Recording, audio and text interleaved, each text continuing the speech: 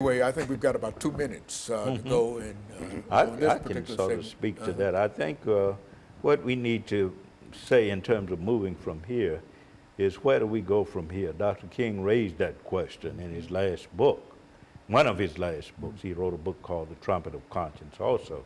But what he was concerned about is the fact that we, as the world's people, have had the kind of scientific and technological advancements that have made the world a single neighborhood. But the question is, we have not used our spiritual genius to make the world one of brotherhood and sisterhood. Better place. Brotherhood and sisterhood. So I think we need to go from here.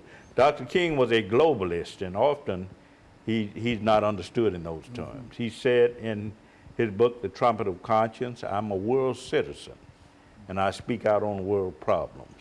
So I think we have to understand him as a globalist who had a kind of understanding of where we should go from here in terms of the creation of what he called a world house that is inclusive, a world house that is respectful of diversity, a world house that is respectful not only of different racial differences, but differences in terms of politics and religion, etc.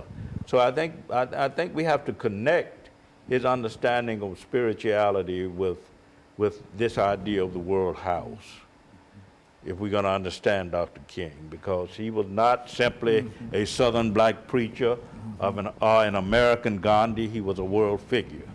Very good. And of course, during this last half minute, let me thank the three of you for giving us that excellent information in reference to Dr. Martin Luther King. And I think it's especially important at this particular time in our history, as the three of you have indicated, to be able to call back in mind an individual as important and as strong as Dr. Martin Luther King. And I want to thank the three of you for bringing us that information.